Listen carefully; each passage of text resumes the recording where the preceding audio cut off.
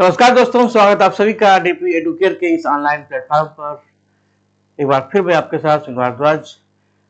बच्चों, आज बात करते हैं इतिहास की। इतिहास में सबसे महत्वपूर्ण सेक्शन है प्राचीन भारत, उसका अगला है मध्यकालीन भारत और आधुनिक भारत। इतिहास में घटनाओं का एक अनवरत प्रवाह है। जब जब जो जो होना है तब तो सोचो होता है। इतिहास अपने में बहुत कुछ बताता है, उन गलतियों को जो की गई, उन अच्छी बातों को जो हमें आगे दोहराना है। तो हर टॉपिक का आपके सभी प्रतियोगी परीक्षाओं में महत्वपूर्ण योगदान है। किसी भी एग्जाम में, चाहे हम वनडे से लेकर के सिविल तक की तैयारी करें, नींव की ईंट हमेशा नींव की होती है। बेसिक कॉन्सेप्ट सब में कंपल्सरी है, इंपॉर्टेंट होता है।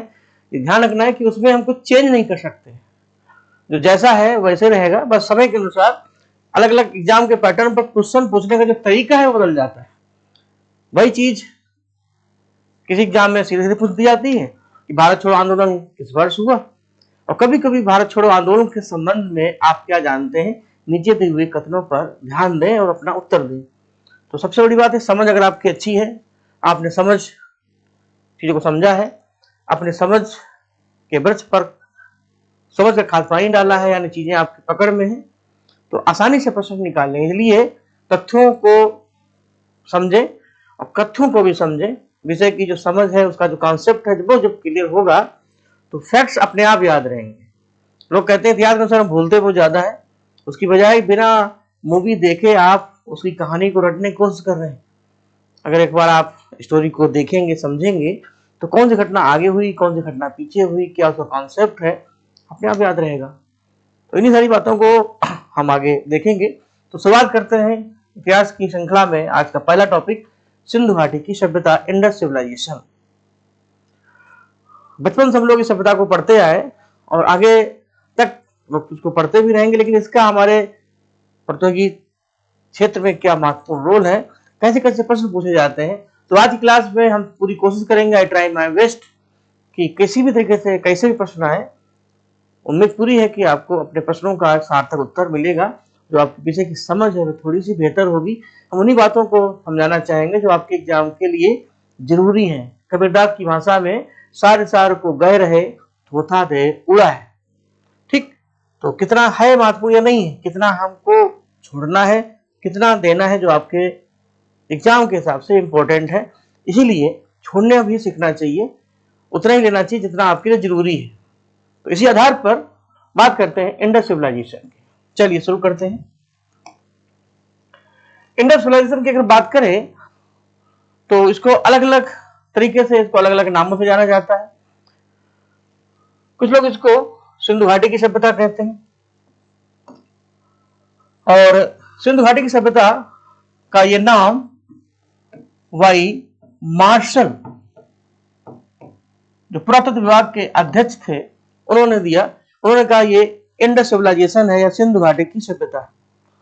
कुछ लोग इसको हड़प्पा सभ्यता भी कहते हैं, क्योंकि हड़प्पा सभ्यता इसलिए क्योंकि ये सबसे पहला स्थल है। देखिए, हड़प्पा सभ्यता इसलिए कहा जाता है क्योंकि ये सबसे पहले इसका पता 1921 में दयाराम साहनी ने लगाया, इसलिए that is called Harappa civilisation. कुछ लोग इसको सिंधु और सरस्वती सभ्यता भी कहते हैं, जो उसका उदय, इस सभ्यता की अगर हम बात करें तो आप देखेंगे कि ये अगर हमारा हिमालयन भारत है, अगर हम हिमालयन स्ट्रक्चर को समझाने की कोशिश करें तो आप देखेंगे कि जो नदियां आज सिंधु जल विवाद चर्चा में है, खून और पानी एक साथ नहीं बहेंगे, ये चर्चाएं चलती रहती हैं। तो ये हमारी सिंधु नदी है। इसी तरीके से झेलम, चिनाब, रावी, सतलज और ब्यास, और यहीं पर सरस्वती। यह सभ्यता इन नदियों के तटों पर फली फूली, इसलिए इसको कुछ लोग सिंधु सरस्वती सभ्यता भी कहते हैं। और कई ऐसे नगर हैं जो अलग अलग स्थान पर है, जैसे मोहनजोदड़ो नदी के किनारे है, हड़प्पा रावी नदी के किनारे है, रावी यानी हड़प्पा,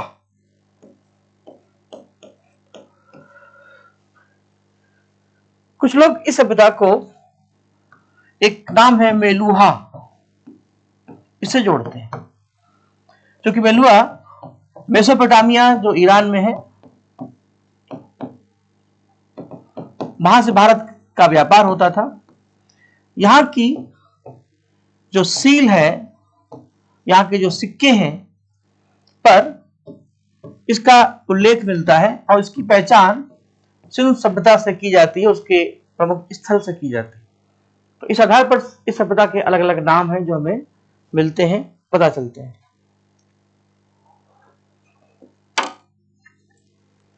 ठीक, ये विश्व की सबसे पुरानी सभ्यताओं में से एक मानी जाती है कि जब सिंधु घाटी सभ्यता थी तो दुनिया में उसी समय जब हिमालय का उत्थान हुआ तो नदियों का विकास हुआ। तो भारत में जैसे सिंधु घाटी की नदियों का विकास हुआ, ऐसे यूरोप में, मध्य एशिया में भी दजला, फरात, नील नदी और अन्य नदियों के किनारे किनारे मानव सभ्यताओं का विकास हुआ। खेती योग्य जमीन बनना शुरू हुई। तो माना जाता है कि ये सब विश्व की सबसे प्राचीन नगर सभ्यताएं थी, उनमें से एक है जो 2500 से 1700 ईसा पूर्व के आसपास तक विकसित हुई। सिंधु घाटी सभ्यता की खास बात यह कि ये एक अर्बन सिविलाइजेशन थी, जबकि वैदिक सभ्यता जो आप उसके बाद पढ़ेंगे वो एक ग्रामीण सभ्यता थी। ये एक सिस्टमेटिक अर्बन सिविलाइजेशन थी जिसमें अधिकतर चीजों को हमने पूर्व योजनाबद्ध तरीके से यानी प्री प्लान करके तैयार किया था। और यह सभ्यता कांस्यकालीन थी, ब्रॉन्ज एज सिविलाइजेशन, यानी कांस्यकालीन। लोहे का आविष्कार अभी नहीं हुआ था और माना जाता था कि तांबा और कांसे के औजारों का प्रयोग होता था, इसलिए इस सभ्यता को हम ब्रोंज सिविलाइजेशन भी कहते हैं। और बात करें सभ्यता के क्षेत्रफल की तो माना जाता है कि 13 लाख स्क्वायर किलोमीटर। जब एग्जाम में प्रश्न पूछे जाते हैं तो हमें यह ध्यान रखना है कि आप अपने मैटर को किन किन सांचों में ढालते हैं। प्रश्न जैसा पूछा जाए आप अपने मैटर को वही आकार दें। सीधे सीधे क्वेश्चन आते हैं, सिंधु सभ्यता का क्षेत्रफल लगभग कितना है, 10 लाख, 11, 12, 13, तो आप 13 लाख की नियर अबाउट कर सकते हैं। क्वेश्चन अगर ऐसे आ जाते हैं, सिंधु सभ्यता के संबंध में नीचे दिए हुए कथनों पर ध्यान दें, तो 4 स्टेटमेंट दे दिए जाएंगे, फिर कितने सही हैं। ये प्रश्न बड़ी एग्जाम का बड़ा जादू, जैसे जैसे एग्जाम में आप चढ़ाई करते जाएंगे प्रश्नों की गुणवत्ता वैसे ही बेहतर होती जाएगी, लेकिन चीजें वही होंगी, होगा वही जो राम रच रखा। ये सारी बातें हैं। आइए आगे बढ़ते हैं। इस सभ्यता के हमें लगभग 3 चरण दिखाई पड़ते हैं, 3 चरण हमें पता चलते हैं। कुछ स्थल ऐसे हैं जो सिंधु सभ्यता से पहले माने जाते हैं और ये इसका प्रारंभिक चरण है। और माना जाता है कि 2600 ईसा पूर्व के आसपास ये चरण, इसको हकरा चरण कहते हैं, जिसे घग्गर हकरा नदी घाटी में खोजा गया था। और यहां पर सिंधु सभ्यता की सबसे पुरानी लिपि भी मिलती है जो 3000 ईसा पूर्व की है। फिर आगे चल करके आया परिपक्व काल, यानी इसको नंबर 1, नंबर 2, नंबर 3 कर देते हैं, और ये 2600 से 1900 के आसपास। और यहां पर यह सभ्यता अपने विकास के चरम स्टेज में थी और मोहनजोदड़ो और हड़प्पा, भारत में लोथल जैसे स्थान इस सभ्यता के प्रमुख केंद्र के रूप में, शहरी केंद्र के रूप में विकसित हुए। जैसे आज मुंबई, दिल्ली, बेंगलोर, कोयम्बतूर, अहमदाबाद भारत के अर्बन सिटीज हैं, उसी समय हड़प्पा, मोहनजोदड़ो, लोथल ये उस सभ्यता के अर्बन सिविलाइजेशन के मेन सेंटर के रूप में डेवलप हो रहे थे। इसमें से अधिकतर क्षेत्र भारत में थे, कुछ पाकिस्तान में थे। कौन कौन कहां था इन पर भी आगे काम हम करेंगे। आगे चलकर के कुछ प्लेस ऐसे हैं जो पोस्ट हड़प्पा से संबंधित है और धीरे धीरे माना जाता है कि 1900 से 1500 तक आते आते यह सभ्यता नष्ट होती गई और इस सभ्यता के प्लेटफॉर्म पर भारत में वैदिक सभ्यता का उदय होता है। वैदिक सभ्यता क्या है, सब चीजें सभ्यता, इस टॉपिक की हम बात शुरू करेंगे, लेकिन दोनों में एक इंटर रिलेशन है। सिंधु सभ्यता जहां नगरीय सभ्यता थी, वहीं वैदिक सभ्यता एक ग्रामीण सभ्यता थी। सिंधु सभ्यता जहां मात्र सत्तात्मक थी, वहीं वैदिक सभ्यता पितृ प्रधान मानी जाती है। तो सिंधु सभ्यता का मेन जो आधार था अर्थव्यवस्था का, वो था व्यापार, एक बड़ी व्यवस्था थी, जबकि वैदिक सभ्यता का मेन आधार था कृषि और पशुपालन। तो ये कुछ पॉइंट्स हैं जो दोनों में हमें डिफर दिखाई पड़ते हैं। तो ये सारी बातें हैं। क्योंकि सभ्यता विश्व की प्राचीन जो अर्बन सिविलाइजेशन थी उनमें से एक मानी जाती है। तो मिस्र, मेसोपोटामिया और चाइना के साथ ये प्राचीन सभ्यताओं में सबसे बड़ी मानी जाती है, जिसमें मेसोपोटामिया की सभ्यता जो ईरान पे है, इसी के साथ भारत का व्यापार होता था, इंडस सिविलाइजेशन। यहां से व्यापार के हमें प्रमाण मिलते हैं। मेलुहा जो शब्द है वो हमें मेसोपोटामिया से मिलता है, जो बताता है कि सिंधु सभ्यता के स्थलों से ईरान का मेसोपोटामिया का व्यापार होता था। इसी तरीके से मिस्र में नील नदी, नील घाटी,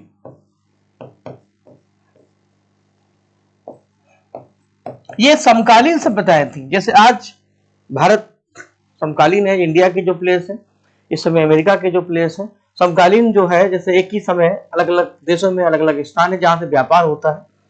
तो इसी आधार पर जैसे आज भारत में मुंबई है, तो अमेरिका में सैन फ्रांसिस्को है, चीन में शंघाई है, पाकिस्तान में कराची है। ये सारे प्लेस आज हैं और इनके बीच में व्यापार आयात निर्यात होता है। उस समय नील नदी घाटी विश्व में अफ्रीका की क्षेत्र में विकसित थी, मेसोपोटामिया ईरान के क्षेत्र में। इसी तरीके से चाइना में हांगहो नदी घाटी, यह सभ्यता भी उसी समकालीन मानी जाती है। लेकिन अपनी जो इंडस सिविलाइजेशन थी, जिसको हड़प्पा सभ्यता भी कहते हैं, ये और उसका क्षेत्रफल ओवरऑल सबसे बड़ा माना जाता है।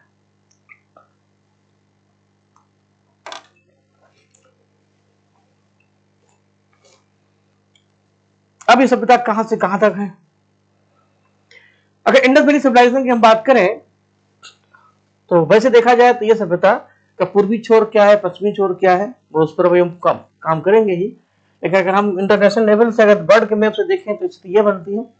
लेकिन अगर इसको हम इंडिया के लेवल पर लेके आए तो अभी हमने आपको बताया था, ये इंडस सिविलाइजेशन जो गिर जाती है अरब सागर में, और आज ये पाकिस्तान की जीवन रेखा है, पहले भारत की हुआ करती थी, और ये पूरा का पूरा पहले अखंड भारत था। धीरे धीरे खंड खंड हो गया, अफगानिस्तान, पाकिस्तान, बांग्लादेश, म्यांमार भारत से अलग हो गए।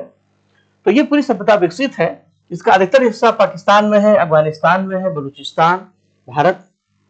तो इस आधार पर इस सभ्यता के मेन जो केंद्र है वो है हड़प्पा और मोहनजोदड़ो। इन दोनों को इस सभ्यता की जुड़वा राजधानियां कहा जाता है। हड़प्पा और मोहनजोदड़ो को इस सभ्यता की जुड़वा राजधानी,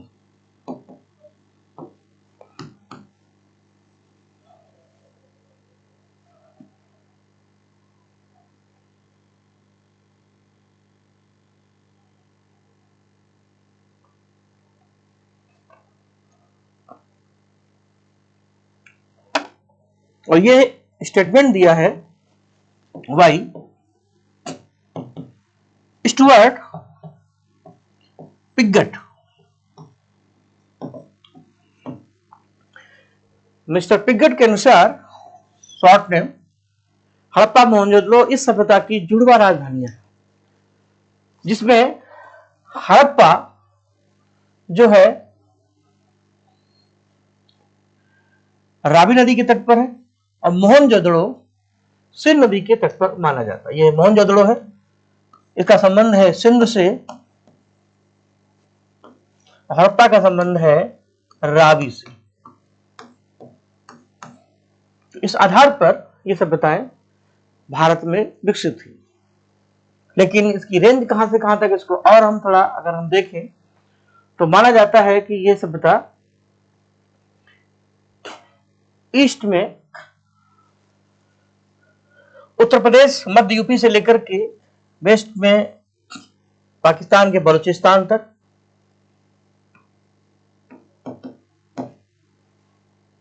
पाकिस्तान का बलूचिस्तान जिसमें पड़ता है सुतकांगे दौर, और कश्मीर से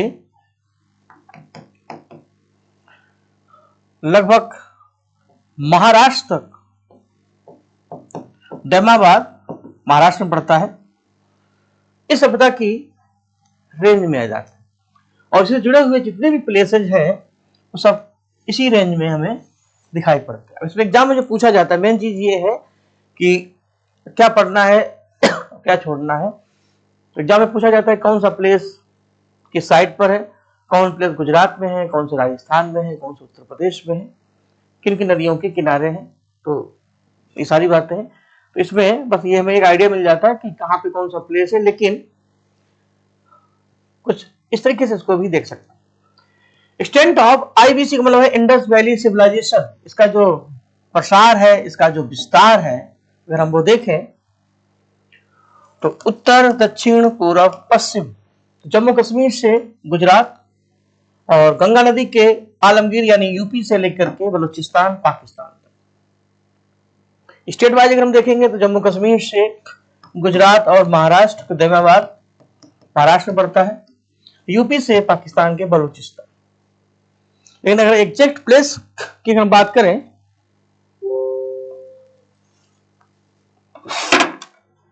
तो उसमें जम्मू कश्मीर का मांदा जो उत्तर में पड़ता है नॉर्थ में, और साउथ में महाराष्ट्र में है दैमाबाद। दैमाबाद ये पड़ता है एमएच यानी महाराष्ट्र।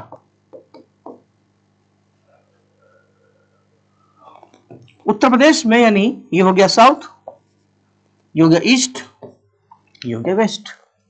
तो ईस्ट में यानी उत्तर प्रदेश में आलमगीरपुर से लेकर पश्चिमी छोर जो है वो है पाकिस्तान में सुत कांगे दो। तो समरी यही है कि मांदा से लेकर के दैमाबाद तक और आलमगीर से लेकर के सुतकांगे दौर तक ये सभ्यता विस्तृत थी 13 लाख वर्ग किलोमीटर के क्षेत्रफल में, जिसमें उत्तर से दक्षिण इसकी जो लेंथ है इस सभ्यता की, यानी नॉर्थ से साउथ, वो है 1400 किलोमीटर,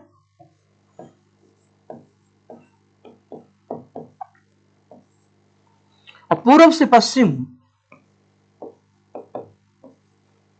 1550।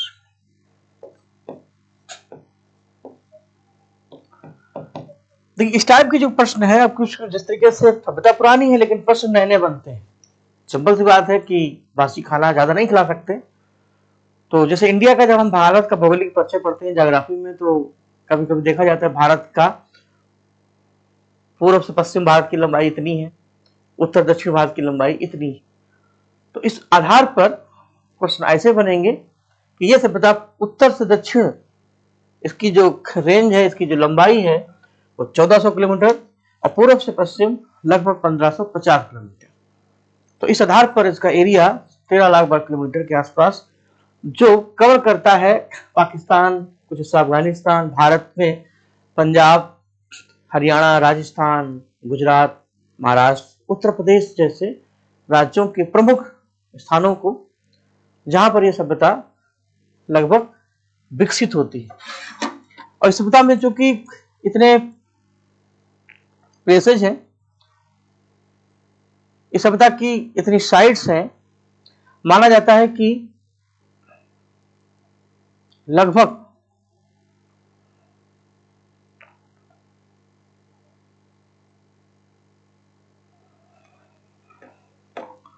200 से अधिक स्थल हैं जो खोजे गए। लेकिन यहां पर एक प्रश्न और उठता है, ये सभ्यता की हमें जानकारी कैसे हुई, इस सभ्यता का पता कैसे लगा। तो माना जाता है कि चार्ल्स मेसन एक भूगर्भवेत्ता है। चार्ल्स मेसन ने 1842 में इस सभ्यता की खोज करता। कुछ पॉइंट्स हैं जो दिमाग में याद आ रहे हैं, तो जो आपके लिए नोट्स है वो तो है ही, और जो चीजें एक्स्ट्रा हो रही है वो सोने पे सुहागे के रूप में। तो ओवरऑल चीजों को आप कितना ले पाते हैं, कितना अपना कटोरा भर पाते हैं। तो इस सभ्यता के खोजकर्ता माने जाते हैं चार्ल्स मेसन, जिन्होंने खुदाई के समय हड़प्पा में स्थित जो टीले थे, जो ऊंचे ऊंचे ढेर थे हड़प्पा में 1842,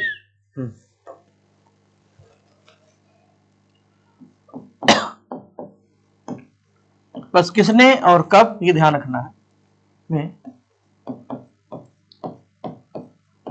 हड़प्पा के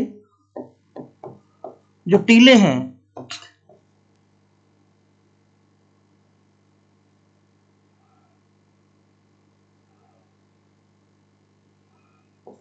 इनकी खोज की,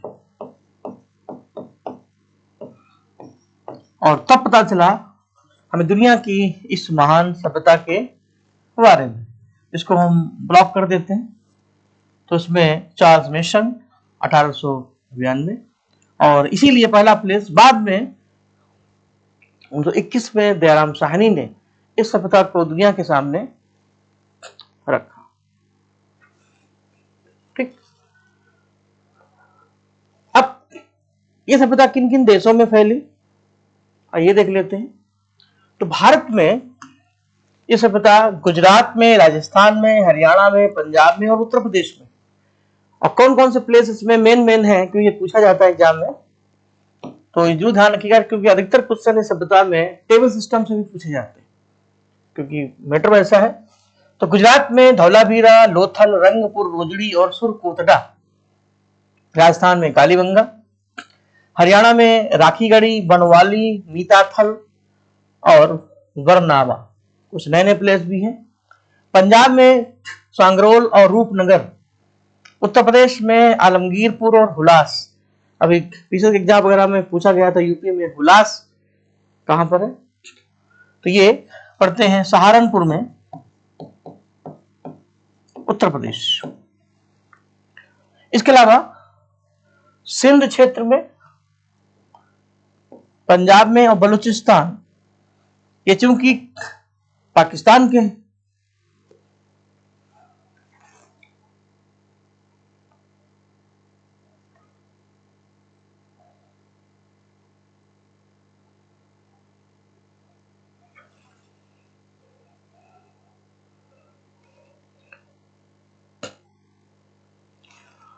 तो ये यहां से हटा दीजिए। एक्चुअली हड़प्पा है पंजाब में, और कोट दीजी पंजाब में। तो सिंध में है मोहनजोदड़ो, चहुंदड़ो,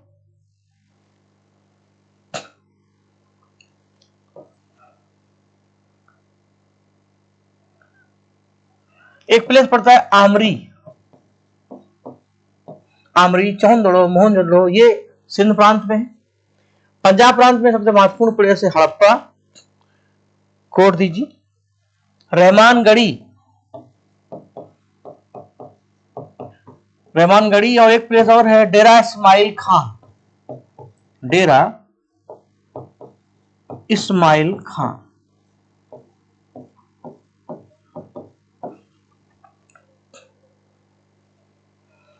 बलूचिस्तान में सुतकांगेदौर, मेहरगढ़,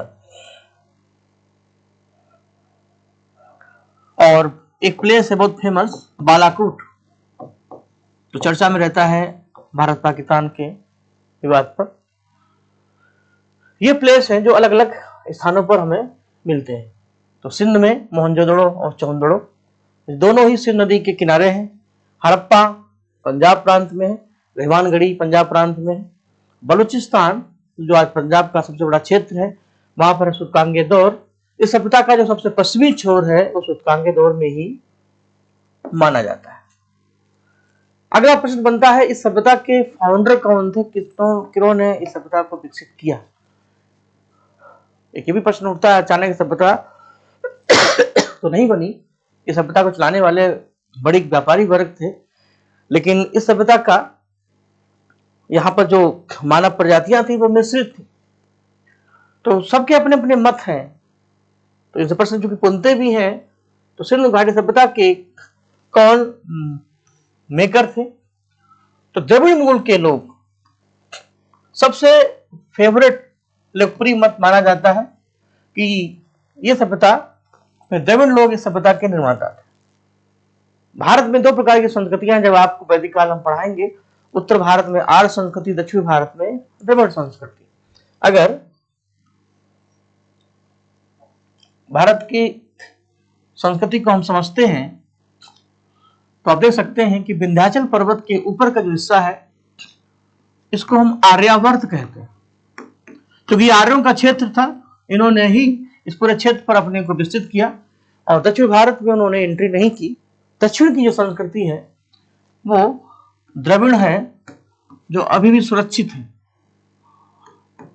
और जहां की महान अलग अलग बोलियां और भाषाएं हैं, तेलुगु, तमिल, मलयालम, कन्नड़, ये देखिए आदि द्रविड़ भाषाएं। इसमें सिंधु घाटी की लिपियों में समानता है। हम ये भी कह सकते हैं कि आर्य जो कि भारत के मूल निवासी कुछ लोग नहीं मानते, मध्य एशिया से, यूरोप से, पश्चिमी एशिया से भारत में आए और उस समय जो मेन भारतीय थे वो द्रविड़ थे, जो उत्तर दक्षिण तक भारत में थे। आर्यों के साथ इनका संघर्ष हुआ और आर्यों ने अपने को सिंधु के मैदानों में सेटल किया और ऋग्वैदिक सभ्यता की शुरुआत होती। और वहीं पर आर्यों ने वर्ण व्यवस्था की शुरुआत की, जिसमें ब्राह्मण, क्षत्रिय, वैश्य, आर्य हो गए। जो भारतीय थे जिनको उन्होंने अपना दास बनाया वो अनार्य हो गए। जो द्रविड़ भारतीय थे उन्हीं को आगे चल करके हमने हरिजन, आपस्य, शूद्र जैसे नामों से इंगित किया। यही वर्ण व्यवस्था आगे चल करके उत्तर वैदिक काल में जाति व्यवस्था में कन्वर्ट हो जाती है, जहां जन्म के आधार पर जाति का निर्धारण होता है। ये सब बातें हम वैदिक काल में पढ़ेंगे। एक शुद्ध सभ्यता के अवशेषों पर ही हमें वैदिक सभ्यता की ध्वनि सुनाई पड़ेगी। तो माना जाता है कि इस सभ्यता के जो मेन मेकर थे वो द्रविड़ियन थे, इसीलिए लिपि में समानता है।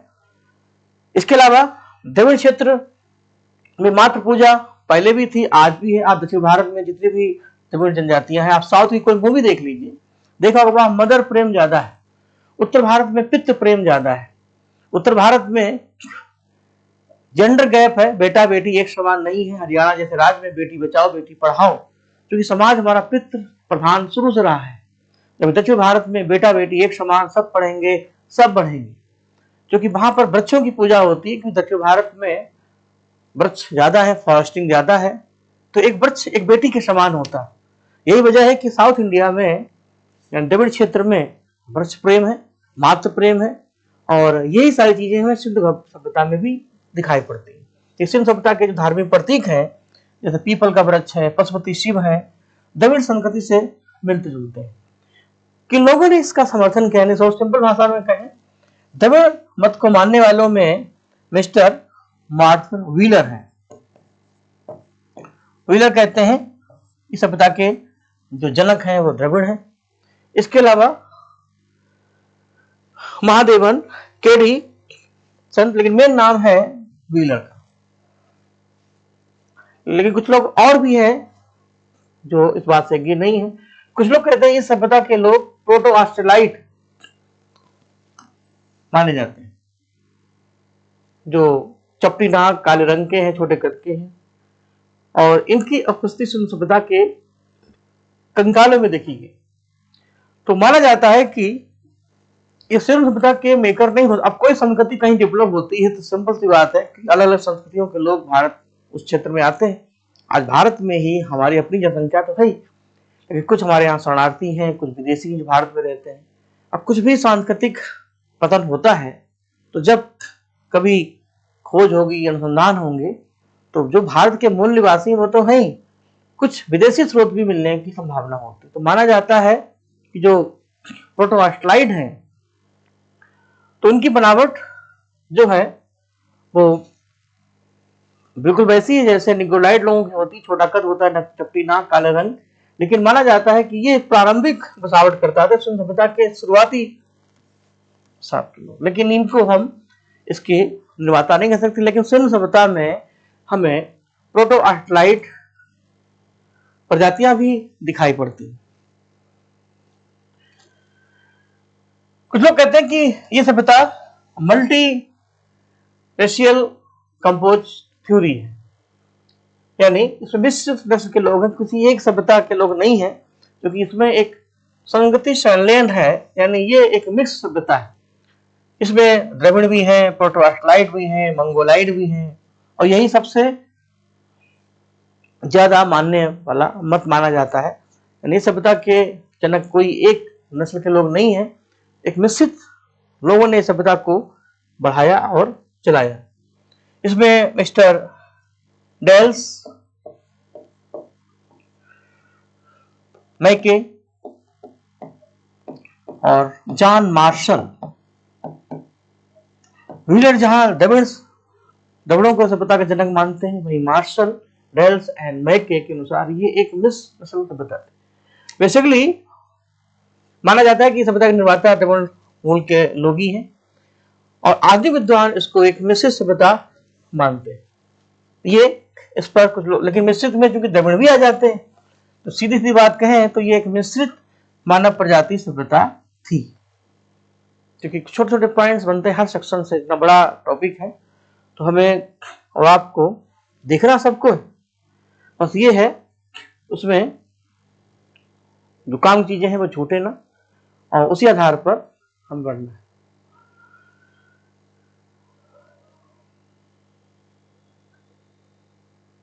प्लेस स्थल शायद ये हो चुका था अभी, अब यहां से आगे बढ़ते हैं।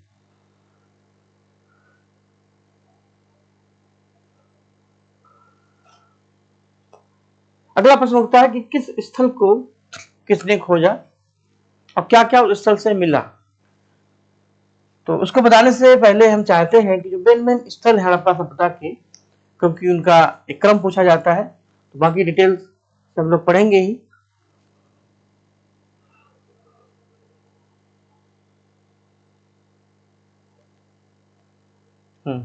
ठीक, तो सबसे पहले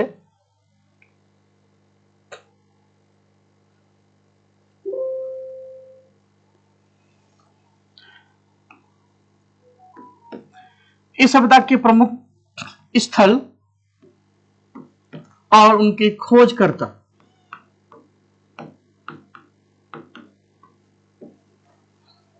एक तरफ हम लिखते हैं स्थल और एक तरफ उनके खोजकर्ता, क्योंकि 4 स्थान दिए जाते हैं, उनका क्रम सीक्वेंस पूछा जाता है, टेबल से क्वेश्चन आते हैं, और यहां पर उनका वर्ष भी इंपॉर्टेंट हो जाता है। चलिए, कैसे याद रखना है ये भी इंपॉर्टेंट है, तो हम सब लेके चल रहे हैं।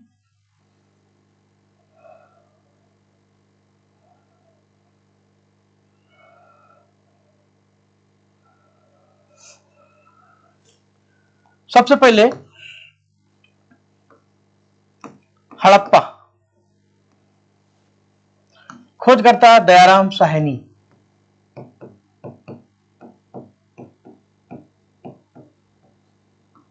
और जो पहला स्थल है और 1921 में इसका पता लगा, इसलिए इस स्थल के नाम से इस सभ्यता का नाम हड़प्पा सभ्यता रखा गया। आगे चल करके अगला प्लेस है मोहनजोदाड़ो।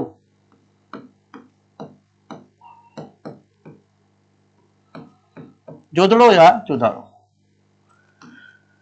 राखालदास बनर्जी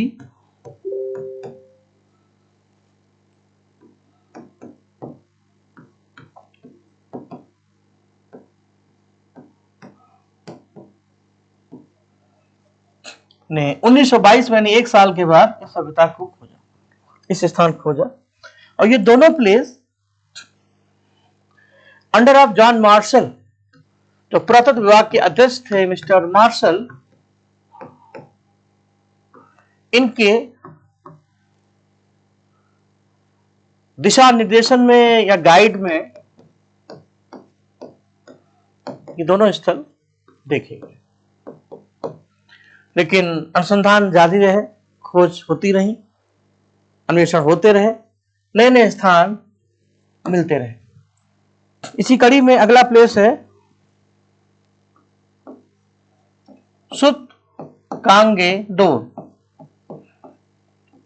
जो सभ्यता का सबसे पश्चिमी स्थल है।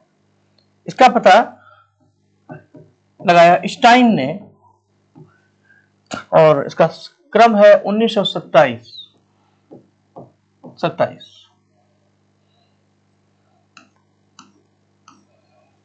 नेक्स्ट आमरी, जो पड़ता पाकिस्तान में। मिस्टर मजूमदार ने आमरी की खोज की 1929 में 29। उसी कड़ी में आगे अगला प्लेस है चन्हूदड़ो।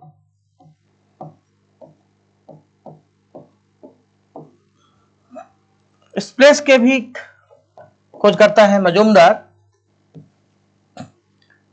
और 2 साल बाद 1931 में चौंदड़ों का पता लगा, दुनिया के सामने यह स्थल आया। फिर आते हैं रंगपुर। रंगपुर में 2 चौड़ों में खुदाई हुई। SR राव और मिस्टर विस्ट क्या वत्स कहें, मिस्टर वत्स, राव एंड वत्स ने सभ्यता की खोज की इस स्थल की। और 1931 से लेकर के 53 तक, यानी एक लंबे समय में रंगपुर जो पड़ता है गुजरात में, यह सभ्यता का केंद्र रहा राव और वत्स के द्वारा। और अब आते हैं रोपर, जो पड़ता है पंजाब में। बाईडीस यज्ञदत्त शर्मा ने इस स्थल का पता लगाया 1953 आफ्टर इंडिपेंडेंस। हम साफ साफ कह सकते हैं Ropar the first place which are investigated search after independence, यानी ये आजादी के बाद स्वतंत्र भारत का खोजा गया पहला स्थल है रोपर। इस तरीके से और भी प्लेस है, लेकिन जायज बात है कि हरि अनंत हरि कथा अनंता संवेदना उलझते हुए अब इनमें से हालांकि मेन जो प्लेस है हम उनको पढ़ते हैं, कैसे याद रखना है, क्या तरीका होगा, आइए हम अपनी तरफ से कोशिश करते हैं समझाने की, बाकी आप अपने तरीके से मैनेज करें। हड़प्पा का H, मोहनजोदड़ो में M, कांदौर का S, आमरी का A और चौंदड़ों का C। इतना अलग कर लीजिए। ये 5 प्लेस टॉप 5 में बनेगा HMSAC।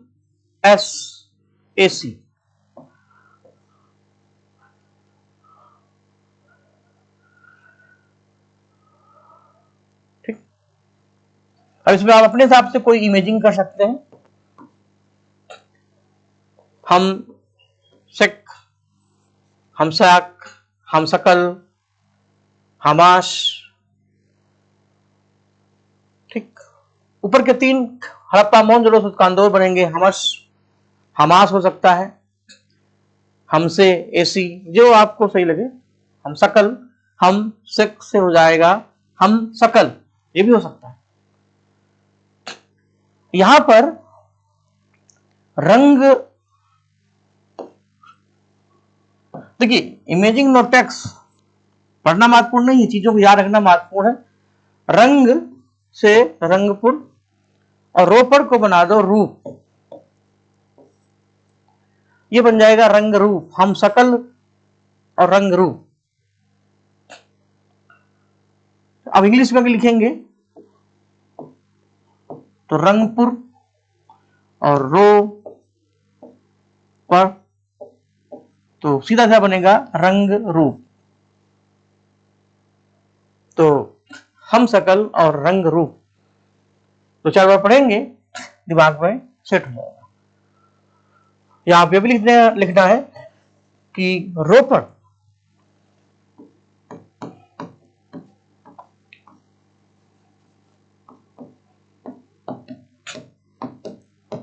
स्वतंत्र भारत का पहला स्थल है जो खोजा गया, जिसका पता लगाया गया। ठीक, ईयर कोशिश का बीच बीच देखते रहे। 21, 22, 27, 29, 21, 22, 27, 29, 31, फिर 31 और 53। रंग हम सकल रंग रूप, तो 21, 22, 27, 29, 31 और 53, 2-4 बार पढ़ेंगे, मोबाइल नंबर दिमाग में बैठ जाएगा अगर आता है। बाकी हड़प्पा में दया है, मोहन में राखा है, सुतकांदुर में स्टाइन है, आमरी में मजूमदार, चंदड़ो में मजूमदार, रंगपुर में राव और वत्स, रोपर में शर्मा जी। तो इस तरीके से इसको करना है।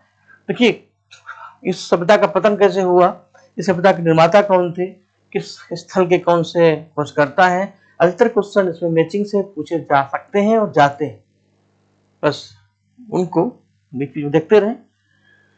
अब यहां से हम आगे बढ़ते हैं। अब जो मेन स्थल है और वो क्यों प्रसिद्ध है, उनके बारे में इतिहास में उनकी प्रसिद्धि कारण क्या है, वो स्थल कौन से हैं और उनमें क्या क्या मिला, अब इनको भी देखते हैं और समझते हैं। बात करते हैं हड़प्पा की, जो मेन स्थल है। 1921 में दयाराम साहिब का पता लगाया, पंजाब प्रांत में है, ठीक है। अब क्या है इसके फीचर्स, ये पहला खोजा गया स्थल है, इसलिए इसको हड़प्पा सभ्यता कहते हैं, ठीक है। हड़प्पा सभ्यता की अगली विशेषता है, यहां पर ग्रेनरी यानी अनाज भंडार मिले, या ये कह सकते हैं अन्नागार मिले। यहां पर कुल 12 अन्नागार है, और जो 6-6 की रो में है, यानी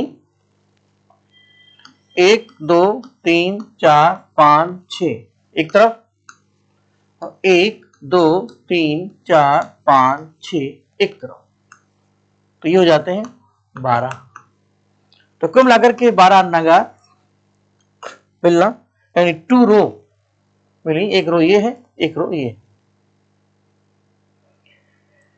इसके अलावा हड़प्पा सभ्यता में पक्की ईंटों के मकान मिलते हैं, क्योंकि विकसित सभ्यता है। सड़कों का ग्रिड पैटर्न है, क्योंकि ये इस एक नगरी केंद्र माना जाता है। सिंपल सा है, नगर नियोजन एक विकसित नगरों जैसा ही था, एक प्री प्लान था। पशुओं की कब्रें हैं, मानव कब्रें हैं, अब जाहिर बात लोग रहते हैं, कब्रें भी होंगी। मिट्टी के खिलौने, कांसे के औजार, तांबे का आयना, हड्डी से बनी वस्तुएं, ये सब चीजें मिली ही हैं। लेकिन जो सबसे महत्वपूर्ण इसमें इंपॉर्टेंट सेक्शन है, जो और विस्तार से आता है, वो है मिलने वाला यहां पर कब्रिस्तान, जिसको R37 नाम दिया गया। R37, ये ध्यान रखिएगा। इसी तरीके से हड़प्पा में हमें 2 टीले मिले हैं। टीले यानी ऊंचाई वाले 2 क्षेत्र, जहां पर गुम्मद टीले, जहां पर कोई चीजें दबी होती हैं। और पता चला कि जो टीले हैं उसमें से एक टीला ये है, एक टीला ये है।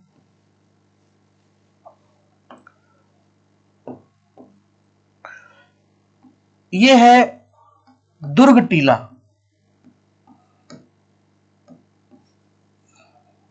और ये है नगर टीला। नगर टीला था पूर्व में और दुर्ग टीला था पश्चिम में। इस ध्रुव टीले को एक नाम दिया गया माउंट एबी। माउंट एबी क्या है? ध्रुव टीला। किसके द्वारा?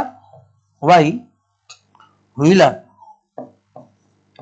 बहुत इंपॉर्टेंट पॉइंट्स हैं वाई व्हीलर। यानी हम सिंपल भाषा में कह सकते हैं कि हड़प्पा में हमें दो टीले मिलते हैं, पूर्वी क्षेत्र में नगर टीला और ध्रुव टीला जो ऊंचाई पे था वो पश्चिम में था। इसको माउंट एबी का नाम दिया गया, कब्रिस्तान को 837 का नाम दिया गया, व्हीलर ने ये नाम दिया।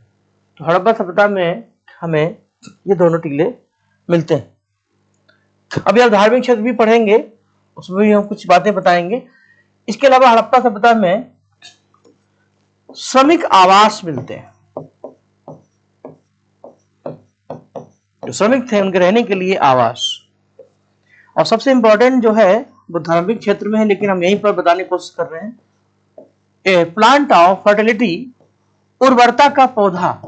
क्योंकि सिंधु घाटी की सभ्यता मात्र प्रधान सभ्यता थी, तो यहाँ पर इसलिए वृक्ष पूजा, योनि पूजा होती थी, क्योंकि वो उर्वरता का प्रतीक मानी जाती है। इसलिए हड़प्पा सभ्यता में एक प्लांट हमें दिखता है जिसकी नाभि से एक प्लांट, एक पौधा निकल रहा है, माना जाता है ये उर्वरता की देवी है। तो उर्वरता का पौधा भी हमें हड़प्पा सभ्यता से मिलता है। तो इतने पॉइंट्स मेरे हिसाब से इंपॉर्टेंट है। तो दो चार पॉइंट जो है वो कलेक्ट करते रहेंगे, तो उम्मीद है अगर क्वेश्चन बनेगा एक तरफ स्थान और एक तरफ उनसे मिलने वाली जो वस्तुएं हैं या कोई तथ्य हैं, तो उम्मीद है कि इनमें से ये मिल जाए। बाकी जो कॉमन वस्तुएं हैं वो तो हैं। इसी कड़ी में अब मोहनजोदड़ो देख लेते हैं। मोहनजोदड़ो में बनर्जी ने की, राखलदास बनर्जी ने, सिंध प्रांत में पड़ता है, ठीक है। मोहनजोदड़ो की सबसे बड़ी विशेषता है यहाँ का स्नानागार, जो धार्मिक अनुष्ठान के लिए माना जाता है।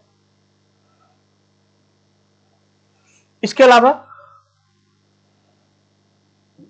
अन्नागार यहां भी मिलता है, और ये अन्नागार सिंध सभ्यता की सबसे बड़ी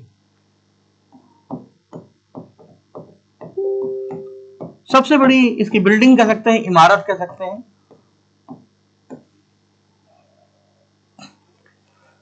हड़प्पा सभ्यता में हमें अन्नागार मिले हैं, उसमें 2 रे मिले हैं, 6-6 की 2 लाइनें मिली, टोटल 12। मोहनजोदड़ो में एक अन्नागार मिला है, जो ओवरऑल सिंध सभ्यता के जितने भी क्षेत्र हैं, जो भी साइट्स हैं, उनमें सबसे बड़ा माना जाता है अन्नागार। और स्नानागार जो धार्मिक अनुष्ठान के लिए है। असेंबली हाउस, सभा भवन मिलता है। डांसिंग गर्ल मिलती है, जो कांसे की बनी है, ध्यान रखिएगा, पूछा जाता है। हड़प्पा में नृत्य करती होती, जिसका एक हाथ कमर पर है, एक हाथ में ढेर सारी चूड़ियां पहने हैं, चेहरे पर मुस्कान है। तो डांसिंग गर्ल ऑफ ब्रॉन्ज ये मिलती है।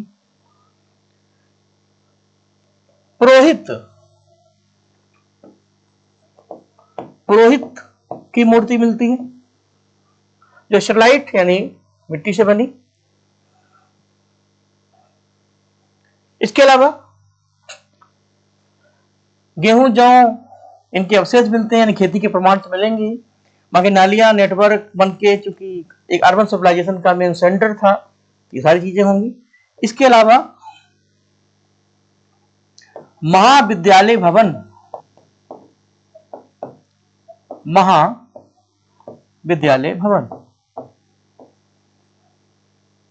हड़प्पा सभ्यता से मिलता है।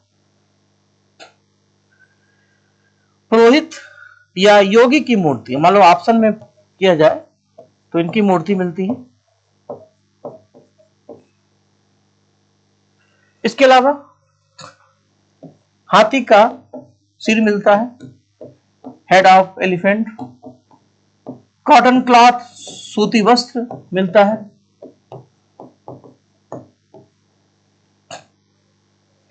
और पशुपति शिव,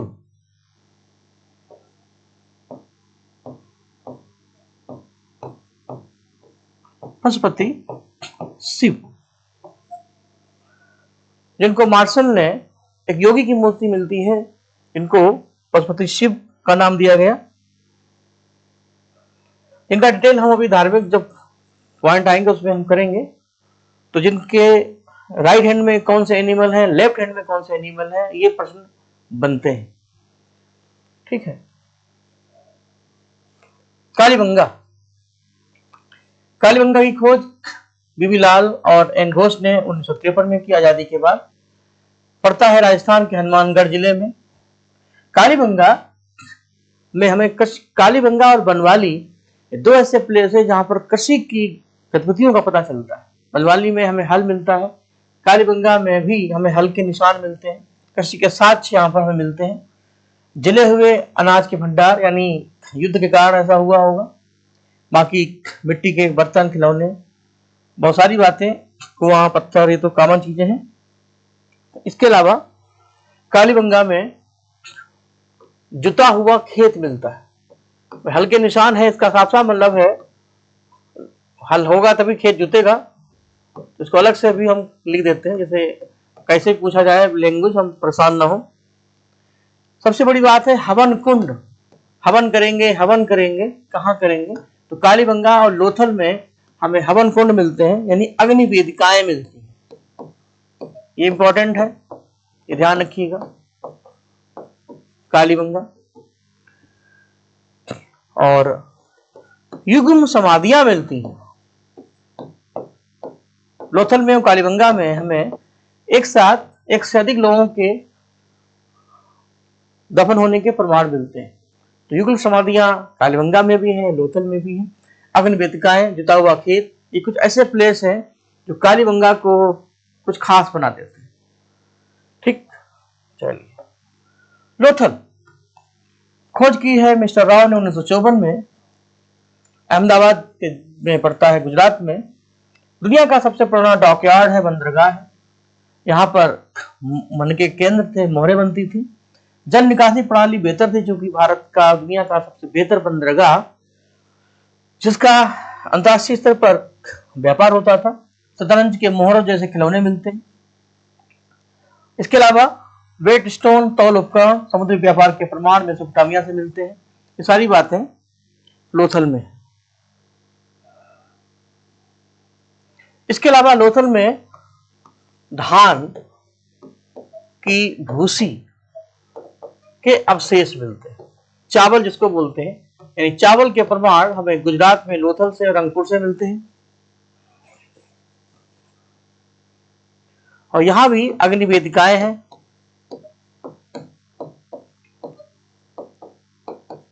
और लोथल में भी युग्म समाधियां हैं।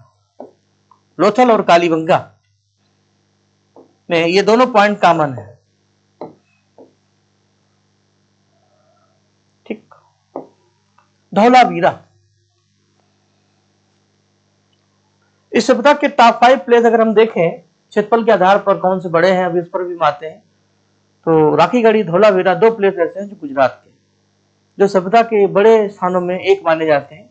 तो धौलावीरा की खोज 1990 में मिस्टर बिस्ट ने की। और ये बचाऊ तालुका, कच्छ में, गुजरात में पड़ता है। ये नगर 3 भागों में विभाजित है। ये इसमें 3 विभाजन है, 1, 2 और 3। वाटर ड्रेनेज सिस्टम इसका जबरदस्त है। पत्थर की पट्टियों पर इसमें इंस्क्रिप्शन मिलते हैं, जो लेखन प्रणाली का एक बेस्ट एग्जाम्पल माना जाता है। और जल निकासी की बेहतर व्यवस्था।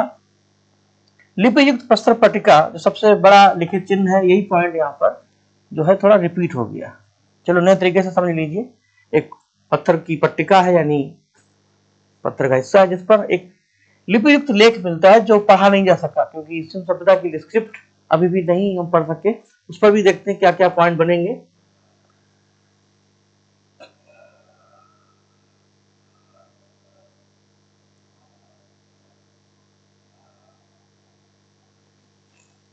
चौंदड़ो। चौंदड़ो की खोज 1931 में मजुमदार ने की, और ये पड़ता है पाकिस्तान में। चौंदड़ो की बात करें तो उसमें सबसे इंपॉर्टेंट है, मनकों के निर्माण का ये केंद्र था। साथ ही यहां पर मुद्रा निर्माण भी होता था, क्वाइन भी बनते थे। और मन के भी बनते थे। हड्डियों की सुइयां, कंघी, चाक पर बने बर्तन, इस सभ्यता में कोई किला, कोई दुर्ग नहीं मिलता, ये इंपॉर्टेंट पॉइंट है। बाकी मिट्टी की मूर्तियां, शीशा, तांबे वस्तुएं, तो चीजें लगभग सब में, कुछ वस्तुएं हैं जो लगभग सब में कॉमन है, तो हमें थोड़ा सा उनसे अलग देखना पड़ेगा, क्या साथ साथ है, क्या साथ आठ है। तो इस आधार पर अपने आप वो प्लेस अलग हो जाएगा।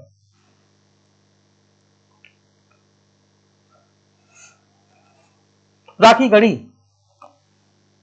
सभ्यता के स्थानों में अभी तक खोजा गया सबसे बड़ा प्लेस है राखी गढ़ी, जो 1997 में अमरेंद्र नाथ और उनकी टीम ने खोजा, जो पड़ता है हिसार जिले में, हरियाणा में। इसका पूछा जाता है कौन कौन सा जिला है, सबको देखते रहिएगा।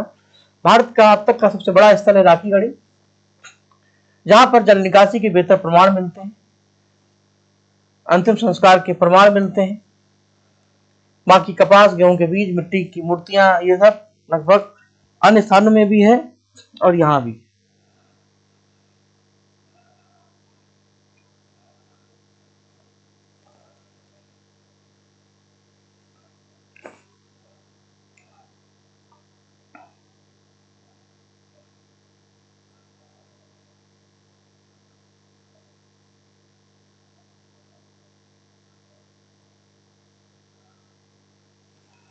बात अगर राखी गढ़ी की करें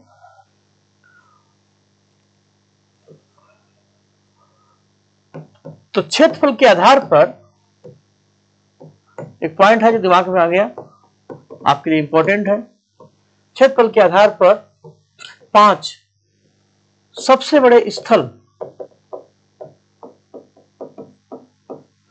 जो सिंध सभ्यता के माने जाते हैं, जिसमें कुछ भारत में है, कुछ पाकिस्तान में है। तो देखिए कौन कौन से हैं।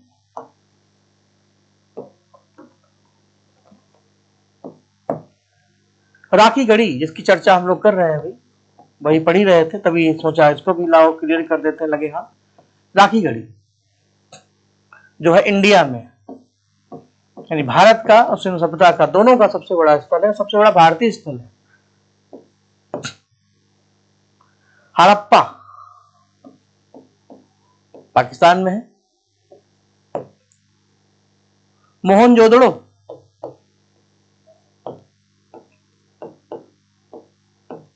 तो ये उस समय के स्थान थे। धीरे सभ्यता का विकास होता गया, हमें कुछ और स्थानों का पता चला। गनड़ीवाल, ये भी पाकिस्तान में है।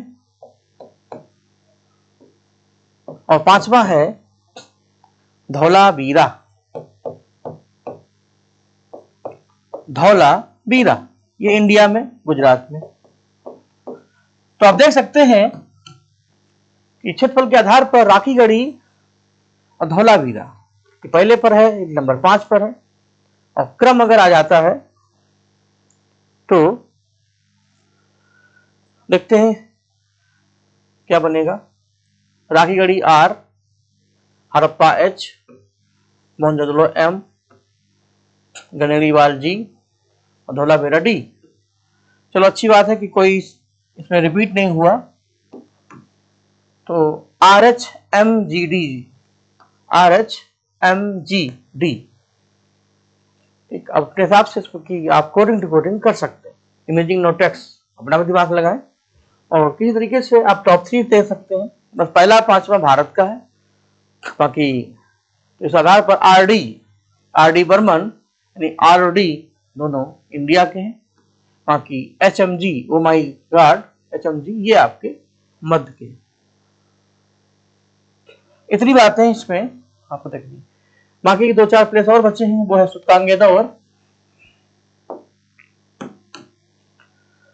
जो पड़ता है बलूचिस्तान में। इस स्थान का सबसे पश्चिमी स्थल, इसकी विशेषता है समुद्री व्यापार का ये केंद्र है, और रक्षा दीवार, अन्न के भंडार यहाँ मिलते हैं। सबसे इंपॉर्टेंट है समुद्री व्यापार का ये सबसे पश्चिमी केंद्र माना जाता है। बनवाली, राखी गढ़ी और बनवाली ये 2 ऐसे प्लेस हैं जहां पर हमें कृषि के, ग्रामीण भारत के प्रमाण मिलते हैं, व्यवस्था के, ग्रामीण सभ्यता के, क्षेत्र के। तो कृषि के प्रमाण यहां मिलते हैं। बनवाली में हमें हल की आकृति मिलती है,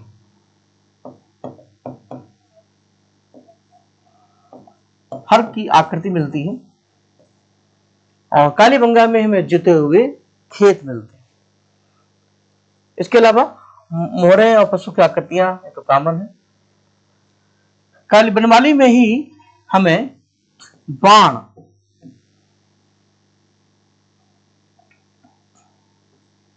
की प्रमाण मिलते हैं।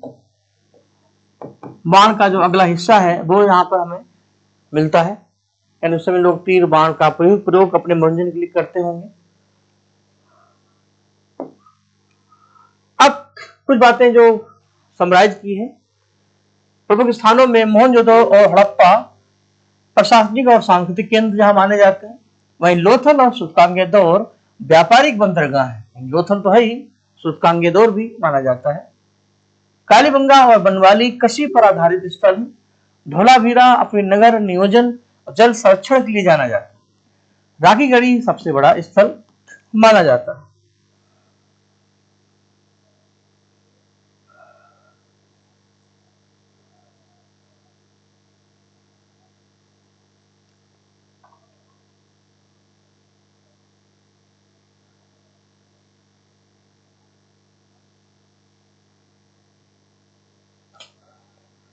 कुछ स्थान ऐसे भी हैं जो इस सभ्यता में प्री हड़प्पा और पोस्ट हड़प्पा की बात करते हैं। हड़प्पा सभ्यता का विकास 3 चरणों में हुआ, जहां इसकी शुरुआत होती है, यानी प्री हड़प्पा साइट्स, इसमें कालीबंगा,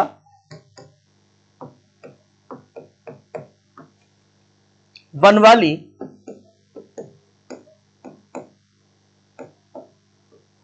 ये प्री हड़प्पा साइट के सबसे मेन केंद्र माने जाते हैं जब सभ्यता अपने विकास की शुरुआती चरण में थी। इसके बाद मध्य में सभ्यता का विकास हुआ, हड़प्पा मोहनजोदड़ो जैसे स्थान सामने आए। फिर पोस्ट हड़प्पा साइट की बात करें अगर, तो उसमें रंगपुर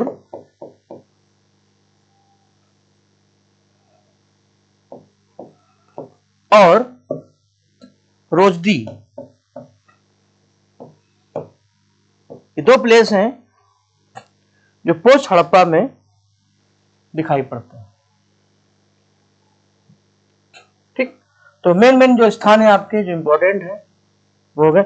यहां पर एक बात और मुझे क्लियर कर देनी है कि अगर हम स्थान की बात करें तो कुछ ऐसे स्थान हैं जो प्रमुख नदियों के किनारे हैं। वैदिक सभ्यता जब आप पढ़ेंगे, वैदिक सिविलाइजेशन, तो उसमें नदियों के जो वैदिक नाम है वो हमें देखने होते हैं, और इस सभ्यता में कौन सी नदी के किनारे कौन सा नगर बसा है ये महत्वपूर्ण है। तो हमें कुछ इस तरीके समझना होगा कि किस स्थल का कौन सा खोज करता है, एक क्वेश्चन ये आ सकता है। किस वर्ष वो खोजा गया, दूसरा क्वेश्चन ये आ सकता है। उस स्थल पर हमने क्या मिला, कौन सी वस्तुएं मिली, एक क्वेश्चन ये आ सकता है। ये स्थल प्री हड़प्पा का है, पोस्ट हड़प्पा का है, एक क्वेश्चन ये आ सकता है। क्षेत्रफल के आधार पर क्रम आ सकता है, और वो उसकी लोकेशन किस नदी के किनारे है ये भी तो आ सकता है। तो आइए इसको भी देख लेते हैं, छूटे ना। तो इसी कड़ी में एक नया पेज ले लेते हैं और डाल देते हैं हेडिंग, नदियों के किनारे स्थित प्रमुख स्थल।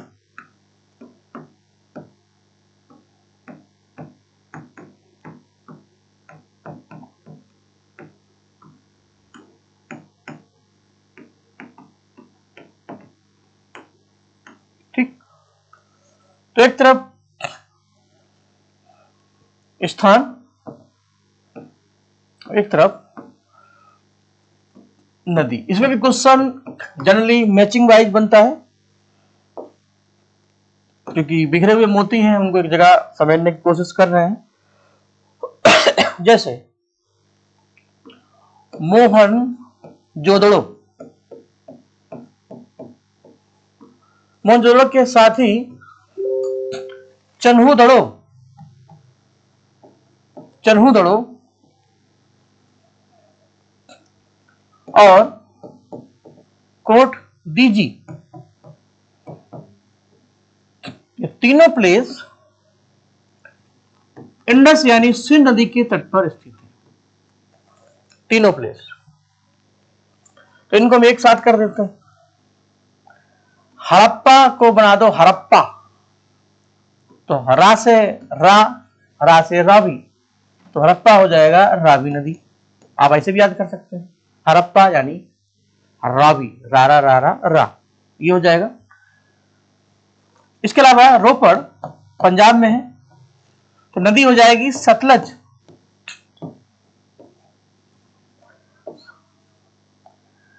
मांडा जम्मू कश्मीर में है, तो चिनाब नदी।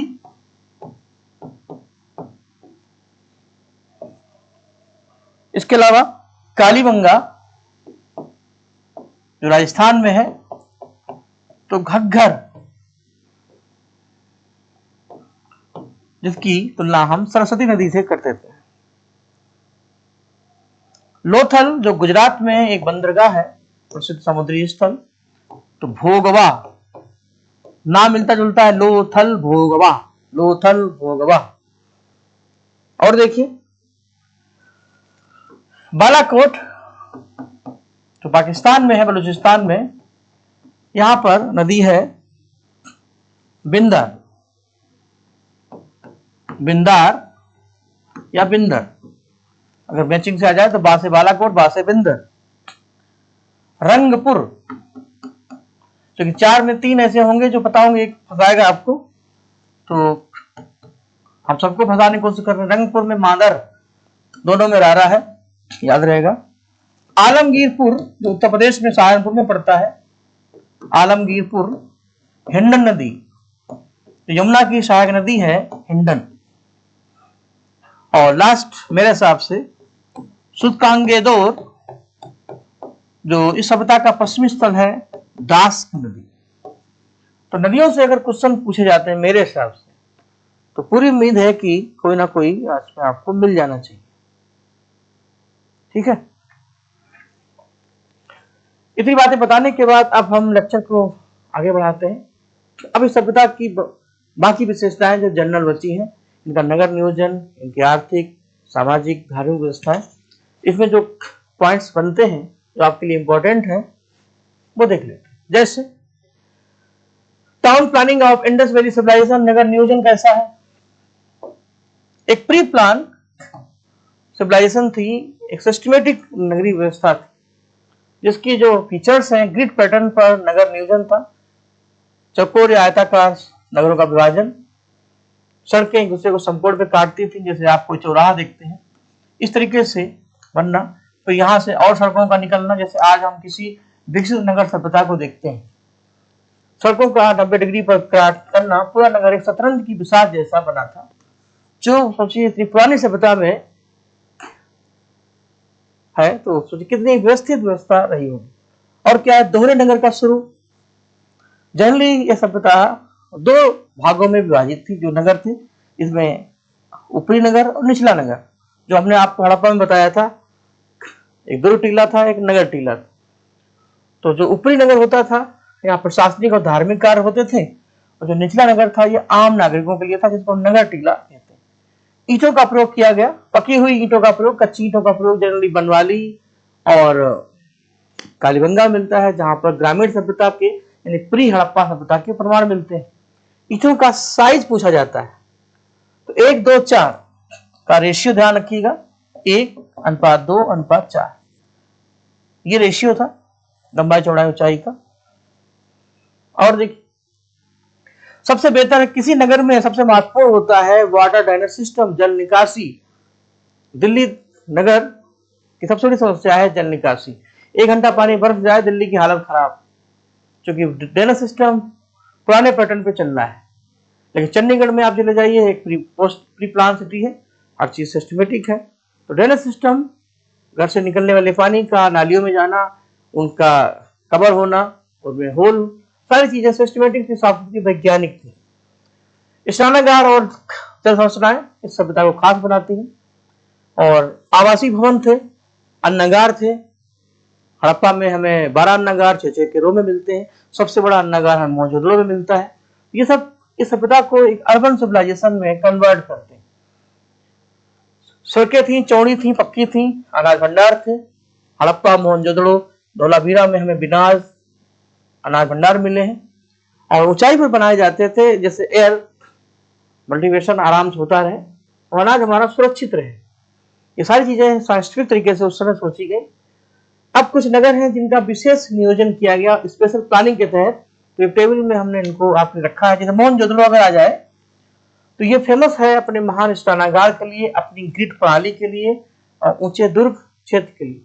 मोहनजोदड़ो में एक पॉइंट जो इंपॉर्टेंट है, इसका वर्ड मीनिंग कई बार पूछा गया, इसको मृतकों का टीला कहते हैं। मृतकों का टीला। अभी लेटेस्ट में मोहनजोदड़ो मूवी भी आई होगी, आप सिनेमा के शौकीन हैं तो मृतकों का टीला, चूंकि यहाँ पर लोगों को जिनको सजा देनी होती थी, जिंदा ही उसको टांग दिया जाता था और धीरे धीरे उसका शरीर कंकाल में बदल जाता था। तो इसी थ्योरी पर ये मूवी बनाई भी गई थी, तो इसीलिए इसका नाम पड़ गया मृतकों का टीला। हड़प्पा क्यों फेमस है? अपने अनाज भंडार के लिए, दोहरे नगर के लिए, दुर्ग टीला और नगर टीला, माउंट एबी, ये मैंने आपको बताया है, अपनी सड़कों के लिए। धौलावीरा त्रिस्तरीय नगर है, अकेला नगर है जो 3 लेयर में है और ड्रेनेज सिस्टम यहाँ का सबसे बेहतर है। लोथल अपने बंदरगाह के लिए फेमस है। ये कुछ ऐसे सिटी हैं जिनका अपना एक स्पेसिफिक प्लानिंग है। अब बात करते हैं आर्थिक जीवन की। आर्थिक जीवन में मैंने पहले बताया कि यह सभ्यता एक वणिक और व्यापारी वर्गों के द्वारा चलाई गई सभ्यता थी और इसलिए यह सभ्यता व्यापार और वाणिज्य पर आधारित थी। जबकि वैदिक सभ्यता, दोनों को कोरिलेट करके अगर हम पढ़ें तो वैदिक सभ्यता की इसके बाद आप पढ़ेंगे ही, वो एक ग्रामीण सभ्यता थी जिसका मेन आधार था कृषि और पशुपालन। इस सभ्यता का मेन आधार था व्यापार और वाणिज्य। इसलिए ये इंटरनल एंड आउटर, यानी भीतरी भी था, बाहर भी था। हम आयात भी करते थे, निर्यात भी करते थे। तो व्यापारिक वस्तुएं थी, वो थी तांबा, पत्थर, सीप, बनके। निर्यात करते थे जिन वस्तुओं का जो भारत से बाहर भेजी जाती थी, उसमें मनके, और मनके का सेंटर कहाँ है? चहुंदड़ो। धातुएं, कंघियां, मोहरे, हाथी दांत के बने हुए कंघे, इनकी बहुत मांग थी। और आयात कहां से मंगाते थे, ये इंपॉर्टेंट है, अभी अगली लिस्ट हम आपको देंगे। तांबा बलूचिस्तान से, लेपिस लाजवान अफगानिस्तान से, टिन ईरान से आता था। टिन का ना और ईरान का ना, नाना नाना नारे, और तांबा का बा, बलूचिस्तान का बाबा बा। तो आप इस तरीके से कोडिंग डिकोडिंग भी कर लें अपने हिसाब से, क्योंकि जितना दिमाग क्रिएटिव रखेंगे चीजें उतनी तरीके से आपके तैयार होती जाएंगी। इसके अलावा मानकीकृत बाट और माप के इकाइयां थी। ये सब इस व्यवस्था के आधार थे। बाकी पशुपालन, सिंचाई, ये तो होता ही था, लेकिन सभ्यता की मेन खास थी बात कि व्यापार प्रधान ये व्यवस्था थी। इसलिए व्यापार से संबंधित प्रश्न पूछे जाएंगे। कौन कौन से मेन व्यापारिक स्थल हैं, आइए देखते हैं। लोथल इसलिए फेमस है क्योंकि बंदरगाह सबसे पुराना था, यहाँ पर शिपयार्ड है, मापतौल की इकाइयां थी, समुद्री व्यापार केंद्र था। धौलावीरा अपने जल प्रबंधन के लिए और बेहतर नगर प्रणाली के लिए जाना जाता है। सूतकांगे दौर समुद्री व्यापार मार्ग पर स्थित ये बंदरगाह शहर है, यानी लोथल और सूतकांगे दौर समुद्री व्यापार के 2 प्रमुख केंद्र माने जाते हैं। मोहनजोदड़ो आंतरिक व्यापार और प्रशासनिक व्यवस्था का केंद्र है, क्योंकि ये आंतरिक राजधानी था। बस अंतर इतना है कि मोहनजोदड़ो सिंध नदी के तट पर है और हड़प्पा रावी नदी के तट पर है। हड़प्पा उत्तरी व्यापार मार्गों का प्रमुख केंद्र है, तो इसलिए हड़प्पा मोहनजोदड़ो को इस सभ्यता की आंतरिक राजधानी स्टुअर्ट पिगट ने कहा था, जो मैंने आपको शुरुआत में बताया था। अब किसका आयात होता था? बहुत इंपॉर्टेंट सेक्शन है ये, इससे प्रश्न पूछे जाते हैं, ध्यान रखिए, मैंने लिख भी दिया इंपॉर्टेंट। तांबा, तांबा बलूचिस्तान से, और राजस्थान में खेतड़ी से आज भी आता है, पहले भी आता था। टिन, ना, Iran, Iran Afghanistan, Iran Afghanistan. लाजवर्ड, लेपिस लाजुली यानी लाजवर्ड। सौंदर्य प्रसाधन में इनका प्रयोग होता था। नीले रंग का पत्थर जो अफगानिस्तान से आता था। इसी तरीके से सोना दक्कन क्षेत्र से और पश्चिमी एशिया से भी, चांदी सिल्वर ईरान से, मोती और शंख समुद्री तटीय क्षेत्रों से, सीसा और जस्ता राजस्थान से। देखिए मेन जो प्लेस जो वस्तुएं दूसरे देशों से आती हैं वो इंपॉर्टेंट है, जैसे ईरान है, अफगानिस्तान है, इनको ध्यान रखिएगा। तांबा है बलूचिस्तान, टिन ईरान, अफगानिस्तान, लाजवर्ड अफगानिस्तान। सुगंधित पदार्थ पश्चिमी एशिया और फारस से आते हैं। मेलुहा का जिक्र हमने पहले किया था। मेसोपोटामिया में जो हमारी सभ्यता है वहां मेलुहा नामक हड़प्पा सभ्यता के लिए ये प्रयोग हुआ है और ये नाम बताता है कि सभ्यता का विस्तार पश्चिमी एशिया में ईरान और मेसोपोटामिया की सभ्यता तक था। विश्व की जो 4 सबसे बड़ी सभ्यताएं हैं उनमें ये सबसे बड़ी थी। शुरुआत में हमने इसका जिक्र भी किया था। तो मेलुहा के नाम से ही इसको हम मेलुहा सिविलाइजेशन भी कह देते हैं। तो मेसोपोटामिया में इसके मनके और मोहरें पाई गई। लोथल में गोदाम और बंदरगाह से प्रूव होता है कि समुद्री व्यापार होता था। सुतकांगेदोर और बालाकोट जो थे वो व्यापारिक केंद्र थे। डॉक यार्ड और वेयर हाउस मतलब जहां सामान उतारा जाता है और रखा जाता है, ये सारी बातें सुन सभ्यता को दुनिया की सबसे प्रारंभिक व्यापारिक सभ्यता बताते हैं। किसी भी ट्रेड के लिए आप किसी इंटरनेशनल पोर्ट में जाएं तो वहां पर जो कंडीशंस होती हैं, जो शर्तें होती हैं, वो सारी फुलफिल होती थी इस सभ्यता में। एक विशाल डॉकयार्ड का बनना, सामान का उतरना, उनके लिए बफर हाउस बनना, उनके लिए वेयर हाउस का बनाना, ये सारी बातें इतनी पहली सभ्यता में लोगों ने कैसे विकसित की होंगी जो आज भी दुर्लभ है।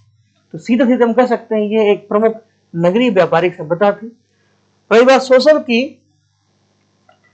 तो सोशल सभ्यता में समाज मात्र देवी की पूजा थी, यानी समाज मात्र प्रधान था, मात्र सत्तात्मक था, जबकि वैदिक सभ्यता पितृ प्रधान या पितृ सत्तात्मक थी। यही वजह है कि जहां जहां आर्यावर्त है उत्तर भारत में, वहां आज भी चाहे यूपी हो, पंजाब हो, हरियाणा हो, दिल्ली हो, राजस्थान हो, जम्मू कश्मीर हो, तो ये आर्यावर्त क्षेत्र है। यहाँ पर आज भी पुत्र प्रेम ज्यादा है। यही वजह है कि जेंडर गैप भी बहुत ज्यादा है। यहाँ बेटा बेटी एक समान नहीं, लेकिन द्रविड़ क्षेत्र में आप जाते हैं, जो भारत में जाते हैं, वहां बेटा बेटी एक समान। उसकी वजह यही है कि जैसा हमारा समाज होगा वैसी हमारी मानसिकता होगी। तो सिंधु घाटी की सभ्यता मात्र प्रधान सभ्यता थी, इसलिए यहाँ पर नारियों की पूजा होती थी। उर्वरता के प्रमाण मिलते हैं हड़प्पा से। वर्ण व्यवस्था जैसी कोई सामाजिक व्यवस्था नहीं मिलती, क्योंकि यह सब वैदिक काल में हमें मिलता है। इसके अलावा शिल्पकार, कृषक, व्यापारी, पुजारी इनका अस्तित्व हमें मिलता है, क्योंकि ये व्यापार प्रधान सभ्यता थी। बाकी उनके आभूषण दोनों के होते थे, मनोरंजन के साधन थे, पाषाणत, संगीत, खिलौने, शतरंज, इनके प्रमाण मिलते हैं। ये सारी बातें हैं। बस सामाजिक जीवन में सबसे मेन सेक्शन है समाज मात्र प्रधान था, और इसी आधार पर उसके हमें प्रूफ धार्मिक क्षेत्र में भी मिलते हैं। रही बात अगर राजनीतिक जीवन की, तो इसमें बहुत ज्यादा पॉइंट नहीं मिलते। इसमें सबसे ज्यादा डिटेल आपको वैदिक सभ्यता में पढ़ाने को मिलेगा, क्योंकि वहां राजनीतिक इकाइयां क्या थी। लेकिन यहाँ पर किसी राजा या साम्राज्य के स्पष्ट नहीं थे।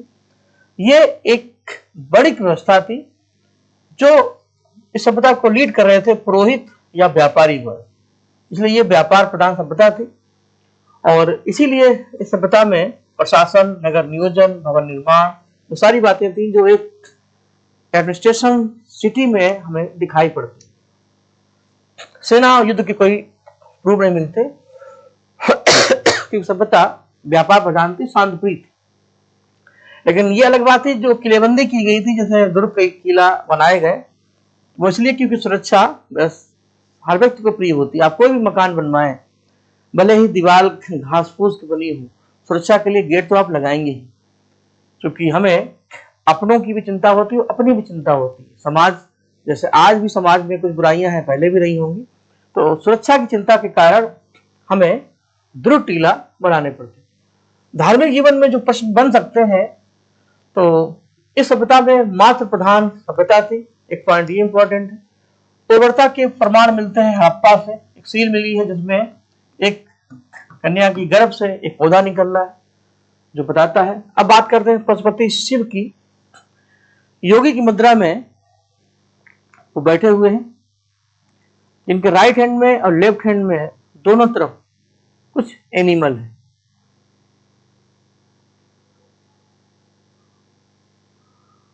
और माना जाता है वो एनिमल कौन कौन से हैं।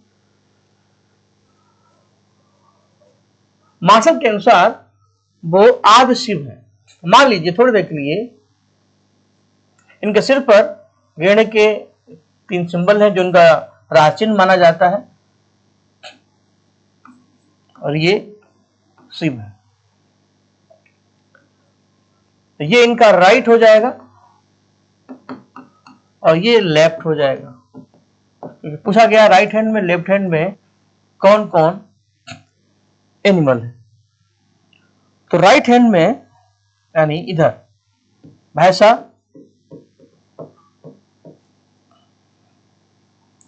और गैड़ा है।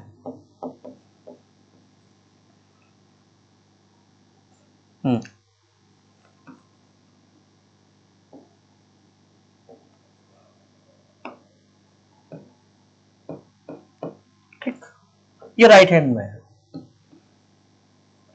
और लेफ्ट हैंड में हाथी, एलिफेंट, बाघ यानी व्याघ्र, टाइगर, 2 हिरन, हिरन हो गया, बाघ हो गया यानी टाइगर,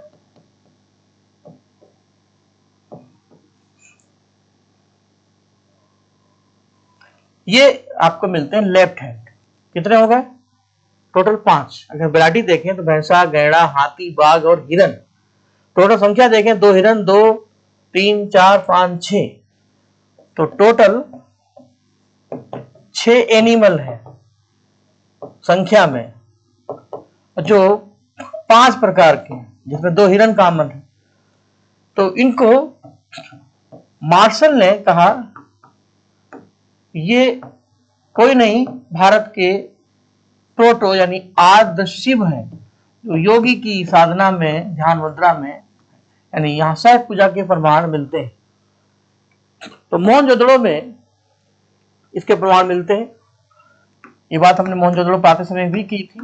तो मोहनजोदड़ो में जो सील मिली है उसमें एक ध्यान मुद्रा में मग्न हमें एक योगी के प्रमाण मिलते हैं जो पशुपति शिव के रूप में चिन्हित किए गए। मार्शल ने इनको आदि शिव के रूप में प्रमाणित किया।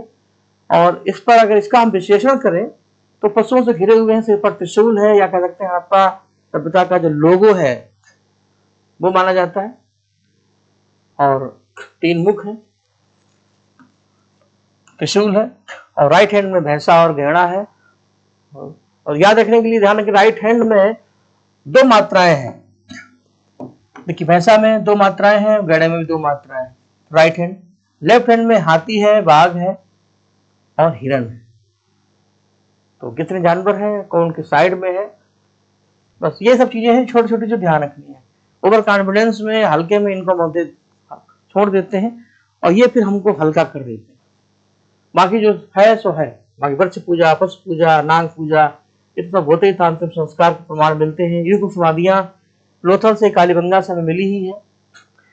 अब एक बहुत सेक्शन इंपॉर्टेंट है सभ्यता में, लिपि अभी तक नहीं पढ़ी जा सकी, इसीलिए इस सभ्यता को हम प्रोटो हिस्टोरिकल कहते हैं, आदि ऐतिहासिक, क्योंकि सभ्यता को हम अभी तक पढ़ नहीं पाए। ये अपठनीय है क्योंकि इसके सिंबल अभी भी स्पष्ट नहीं हो पाए।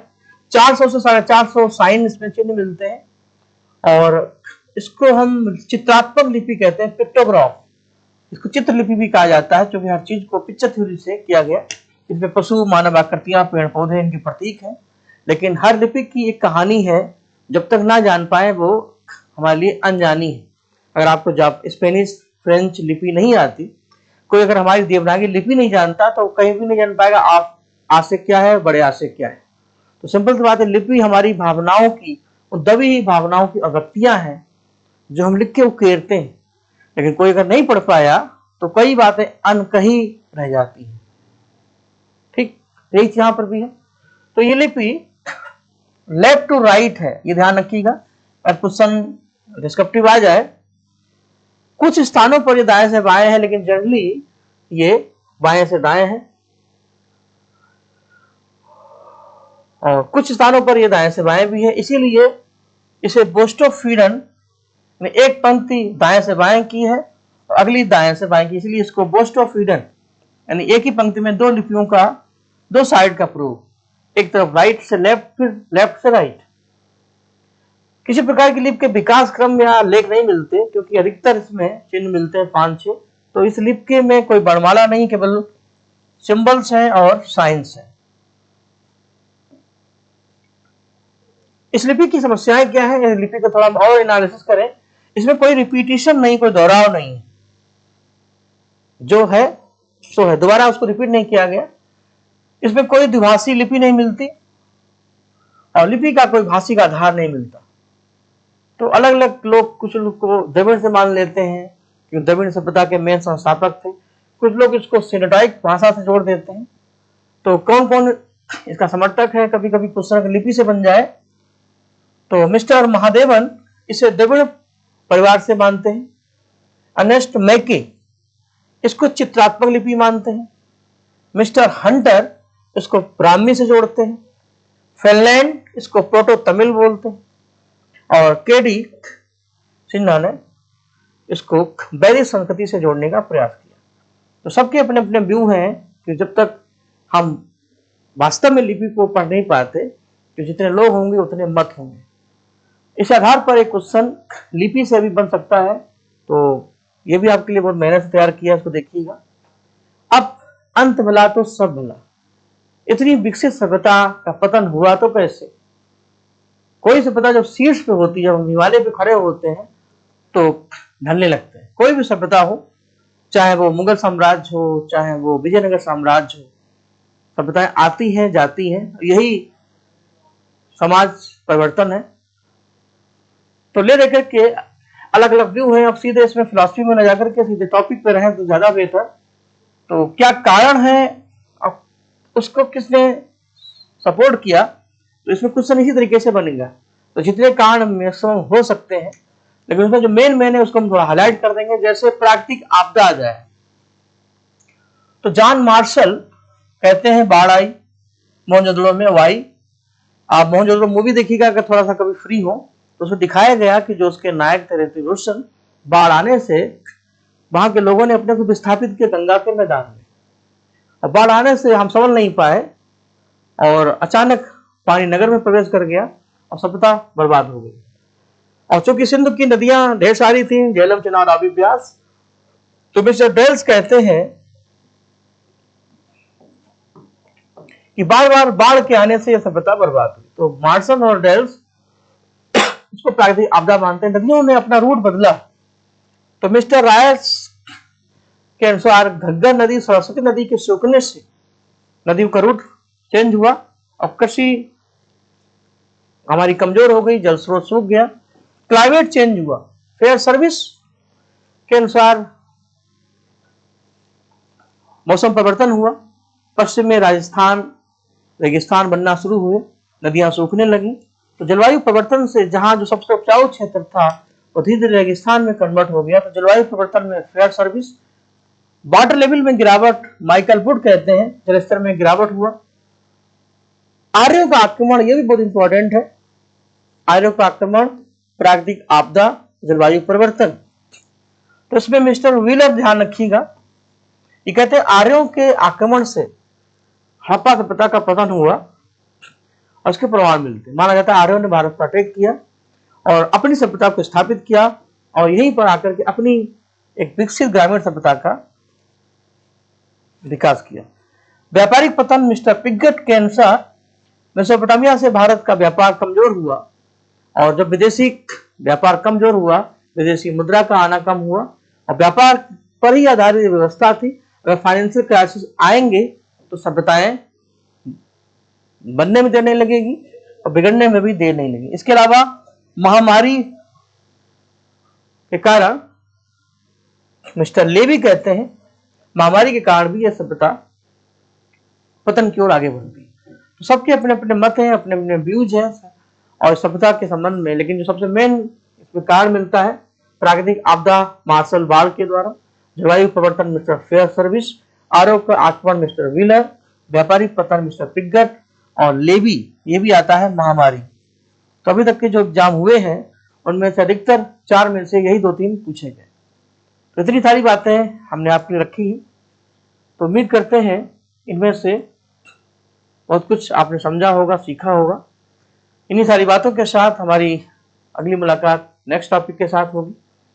चिक्सिन सभ्यता के अवशेष पर ही बैरी सभ्यता का उदय होता है। दोनों सभ्यताओं में क्या समानताएं हैं, क्या असमानताएं हैं, इन पर भी एक सार्थक बहस करेंगे, क्योंकि जब तक हम कोरिलेट करके नहीं समझेंगे चीजें उतनी व्यवस्थित तरीके से समझ में नहीं आएंगी। तो आप भी अपनी जड़ों पर पानी डालें और तत्व को भी समझें और कथ्य को भी समझें। इन सारी बातों के साथ पढ़ते रहिए, बढ़ते रहिए। सभी लोगों को ढेर सारा आशीर्वाद। जय हिंद, जय भारत।